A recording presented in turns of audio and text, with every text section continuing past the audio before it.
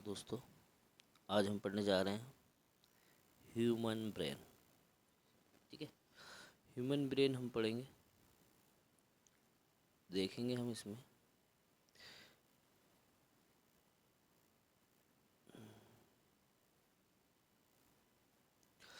देखिए, is reflex action the only function of the spinal cord. Reflex function में केवल spinal cord का जो कार्य होता है, फंक्शन होता है। Obviously not, since we now that we are thinking. हम जानते हैं कि केवल ह्यूमन बीइंग में थिंकिंग ही नहीं है, और भी बहुत सारी एक्टिविटी होती है। Spinal cord is made up of a nerve which supply information to think about. Spinal cord जो होती है वो नर्व से मिलकर बनी होती है, जो क्या करती है, जो इंफॉर्मेशन को सोचने के लिए सप्लाई करती है। मतलब क्या कि जो भी इंफॉर्मेशन है उसके बारे में क्या मतलब थिंकिंग होना चाहिए। वो thinking involve more complex mechanism and neural connection. जो थिंकिंग में क्या होता है, सबसे ज़्यादा कॉम्प्लेक्स मैकेनिज्म होती है और न्यूरल कनेक्शन होता है। These are concentrated in the brain, जो कि कहाँ पर है, ब्रेन के अंदर है। Which is the main coordinator centre of the body, जो कि ब्रेन जो होता है ये बॉडी का मेन कोऑर्डिनेटेड सेंटर होता है। The brain and spinal cord constitute the central nervous system. और ब्रेन और स्पाइनल कार्ड क्या है, सेंट्रल नर्वस सिस्टम का पार्ट होती है, बनाती है वो उसको। They receive information from all part of the body and integrate it. जो जितने भी इंफॉर्मेशन है बॉडी के डिफरेंट पार्ट से कलेक्ट करती है और फिर उसको इंटेग्रेट करती है। We also think about our action. हम जो भी एक्शन कर रहे हैं, जो भी काम कर रहे हैं, उसके उसके बारे में सोचते हैं। जैसे writing, talking, moving and chair. Moving a chair, chair पे क्या करना, मूव करना, बातें करना, लिखना या clapping. At the end of the programme are example of voluntary action which are based on deciding what to do next. जब भी कोई प्रोग्राम हो रहा हो और वॉलेंट्री एक्शन के थ्रू हो रहा है, तो हम ये डिसाइड कर लेते हैं कि अब नेक्स्ट क्या होने वाला है, वो भी सोच ही रहे हैं। So the brain also has to send muscle message to muscle. इसलिए ब्रेन जो होता है वो मैसेज सेंड करता है मसल की ओर। ठीक है, this is the second way in which the nervous system communicate with the muscles. और सेकंड वे क्या हो जाएगा, जो कि नर्वस सिस्टम जो होता है वो मसल से कम्युनिकेट करता है।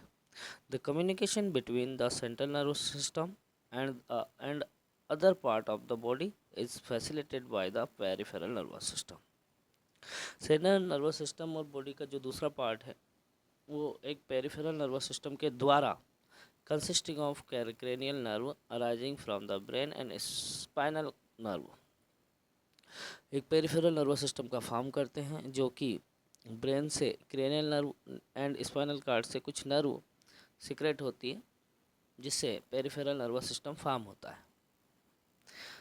The brain does allow us to think and take action based on that thinking।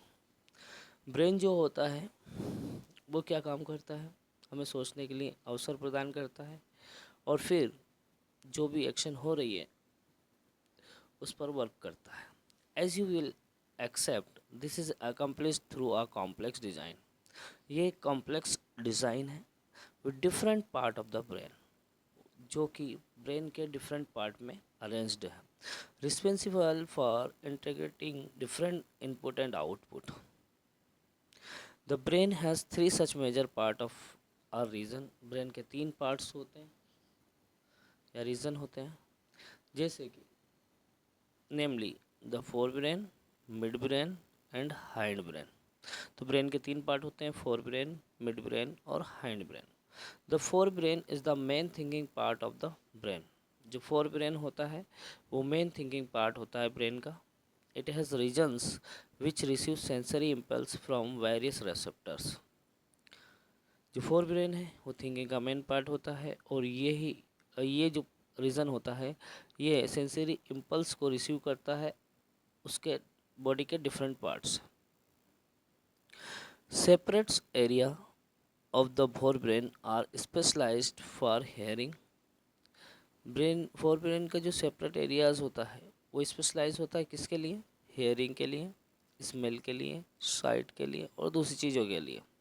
There are separate areas of association where this sensory information is interpreted by putting it together with information from other receptors as well as the with information that is already stored in the brain।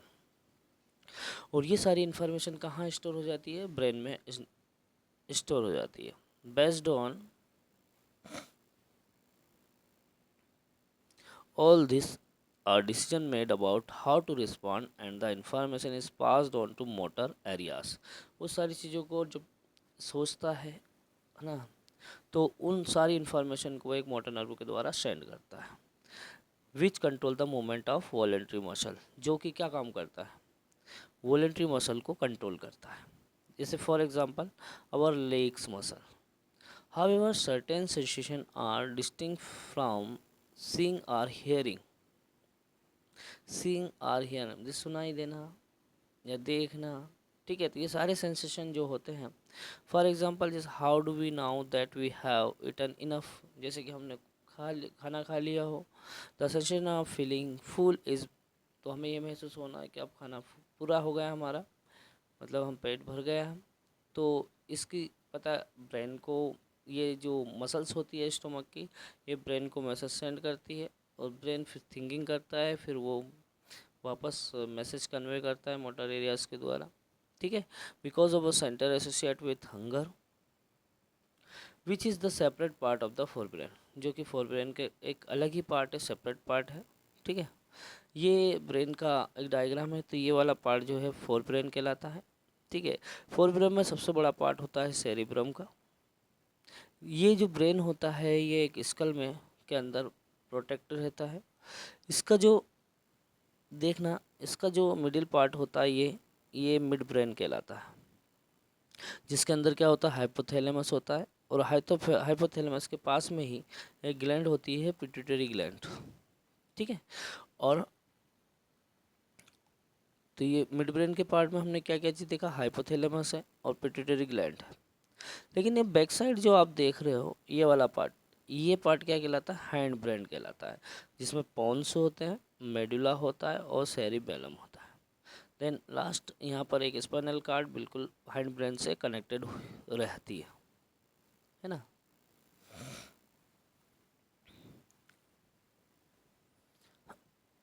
Study the level diagram Study the level diagram of the human brain. We have seen that different part have a specific function। अगर हम human brain का diagram की study करें तो हम देखते हैं कि इसके डिफरेंट पार्ट्स होते हैं जिनके अलग अलग फंक्शन होते हैं। Can we find out the function of each part? क्या हम हर पार्ट के फंक्शन फाइंड आउट कर सकते हैं? तो let us look at the other use of word reflex that we have talked about the introduction। Our mouth water when we see food we like without our meaning to.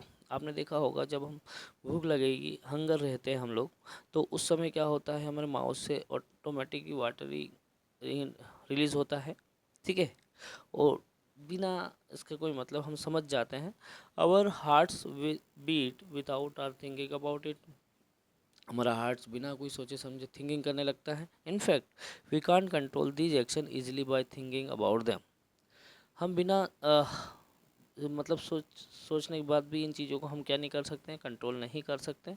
In fact we control this action easily by thinking about them even if you wanted to. Do we have to think about are remember to breathe are digested food? क्या हम breathe और digested food पर सोच सकते हैं? In between the simple reflection like change in the size of the people and the thought out actions such as moving and chair, there is another set of muscles movement over which we do not have any thinking control। ठीक है। दूसरी ऐसी होती है जो हम अपने सोचने के आधार पर चीज़ों को कंट्रोल कर लेते हैं, और कुछ चीज़ें जो होती है वो हमारे विदाउट थिंकिंग से भी कंट्रोल हो जाती है। तो ऐसी है जो हमारे सोचने हम सोच कर नहीं कर पाते हैं, और ऐसी चीज़ों को इन्वॉलेंट्री कहते हैं।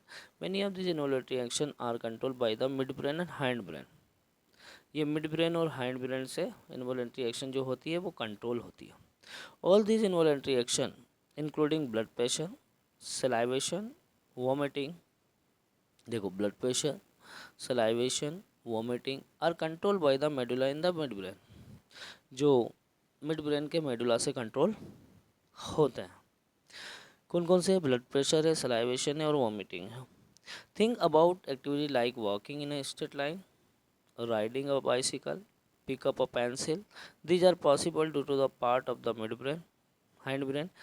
ये जो होता है ना, देखो जैसे कि हम सीधे चल रहे हैं, बाइसिकल चला रहे हैं, है ना, पेंसिल को पकड़ रहे हैं, ये सब चीज़ें हमारे हैंड ब्रेन से होती है। और हैंड ब्रेन का जो पार्ट होता है ना वो सेरिबेलम कहलाता है। It is responsible for precision of voluntary action and maintaining the posture, है ना। हाँ, ये वो एरिया है कि वॉलेंट्री एक्शन को भी थोड़ा कंट्रोल करता है, और दूसरी बात जो है आपको सीधा रखता है, आपको बैलेंस बनाए रखने का काम करता है, and balance the body. Imagine what would happen if each of this event failed. अगर क्या होता है जब ये सारे इवेंट जो है फेल हो जाते हैं, if we were not thinking about, है ना, जिनके बारे में हम सोचते नहीं। तो आज के लिए इतना ही डिस्कस करेंगे। कल हम जो पढ़ने वाले हैं वो है how are this tissue protected, के कैसे टिश्यू को प्रोटेक्ट किया जाता है। तो आज के लिए इतना ही। Thank you very much.